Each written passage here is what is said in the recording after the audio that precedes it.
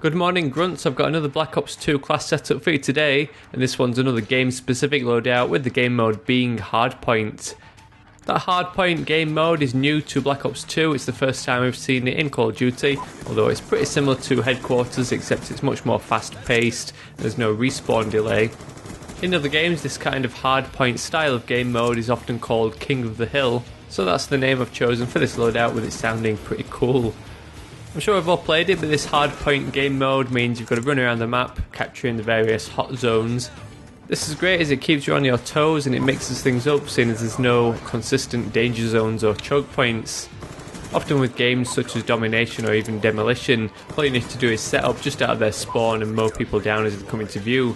But at least with hardpoint it keeps things moving, with that hardpoint continuously moving places around the map. So with that in mind, it does require a slightly different class setup, since you've got to be able to make your way around and capture those hard points as well as defend them. So let's not waste any more time and jump straight in with a look at some weapons and equipment setup for this King of the Hill hardpoint loadout. Like when I was first deciding what weapons to use for this hardpoint loadout before this latest DLC dropped, I was trying to decide whether to go with an assault rifle or an SMG. Obviously those SMGs have got better mobility to allow you to actually make your way around the map and capture these various hardpoints. But on the other hand, you've got those assault rifles which boast better damage and make defending points a lot easier. Then along came the Peacekeeper in this latest DLC, which is a hybrid of both SMG and assault rifle, in that you've got those SMG traits of fast mobility, as well as the longer range that you'd find with an assault rifle. You could realistically go with any submachine gun or even any assault rifle, but we'll go with the Peacekeeper for this loadout with it still being pretty fresh. With all the enemy team descending on one location, one attachment I like to run is the fast mags. This just avoids those moments where you've run out of ammunition in your magazine and you get caught trying to reload. So with this fast mags attachment you can defend those positions quite easily by quickly switching out that magazine and keeping yourself in the action. With this fast mags attachment helping minimise downtime between reloads, you don't really need a pistol as a secondary weapon. While you could use a launcher to take out any enemy air support, you could always have a backup anti-air class that you can always switch to. So rather than go with a secondary, I'd advise going with a couple of pieces of equipment. So first up we'll go with a C4 for the lethal slot.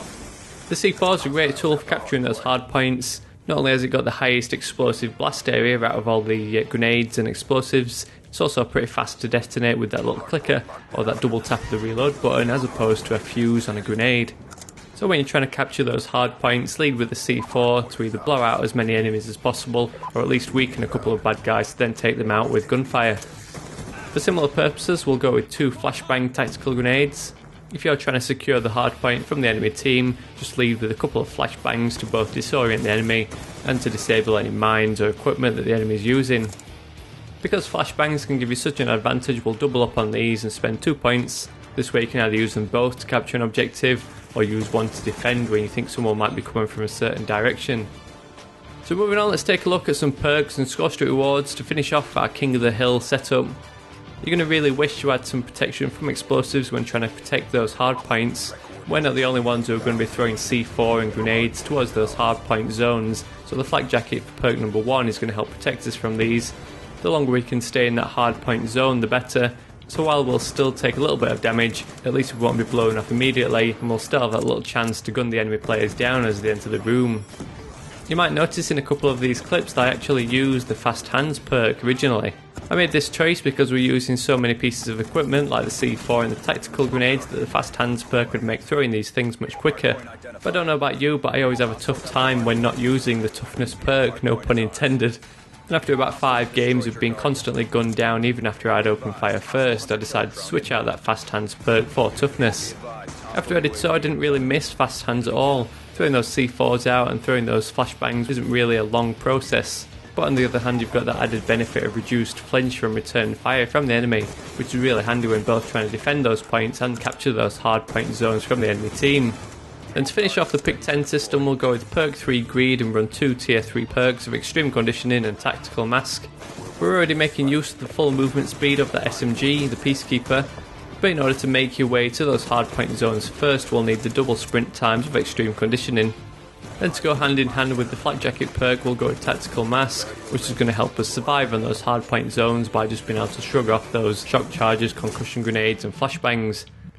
So that's it for the main class setup. Let's take a look at some score streak rewards which are really going to benefit you as a hardpoint player.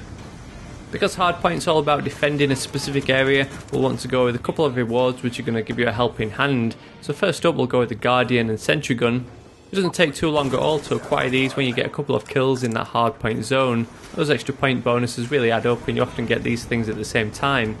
All you have to do then is plonk these things down in 2 different directions, then you've immediately got the 3 possible entry points covered. Then once you've racked up a fair few points, it'd be nice to get a little bit of extra support. You could go with score street rewards like the stealth chopper or the escort drone, but those things are limited to the sky and only mow down people who are out in the open, and often in Hardpoint a lot of these zones are indoors. So instead we'll go with the AGR drone, which is going to be able to actually roam around and go into those buildings and mow people down on our behalf.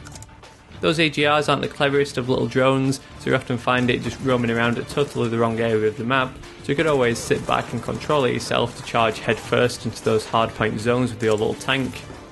So give this setup a try and let me know how you got on with it. If you do manage to get some good scores, or if you just enjoyed my video, a thumbs up down below would be a really big help to help spread the word and share the video with your friends. If you're not much of a hardpoint player, you could always go back and watch my free-for-all champion or tag collector setups, and I'm also planning setups for both domination, maybe even demolition sometime in the future.